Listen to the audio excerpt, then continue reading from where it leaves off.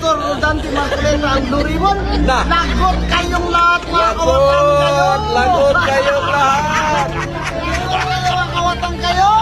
Sa Blue Ribbon Committee! Pipilitin kong ipakiusap kung sino man ang magiging leader ng Senado na ibigay sana sa akin yung Blue Ribbon Committee sapagkat yun ang magiging dahilan para maimbestigahan lahat ang malalaking korupsyon na nangyayari sa ating bansa. Isa yun kung bakit lalong lumalala ang paghihirap ng ating bansa. Sa lahat ng pagkakataon na merong korupsyon, nawawala yung pagkakataon na magkaroon ng pag-asa ang mahirap. 30% of our national treasury goes to private pockets. Yung 30% na yun ay para sa public education, para sa public health, para sa public safety and public order. Ang natutugunan nun ay yung mga marginalized. Yun ang nawawala sa kanila. Kapag hindi naayos yun, lalong lulubha ang kahirapan dito sa bansa. Kahit ano pang sabihin nila, lahat ng administrasyon sinasabi na i-alleviate natin ang ating bansa sa kahirapan. Hindi mangyayari yun habang papalakas, papalaki ang antas ng korupsyon sa ating bansa.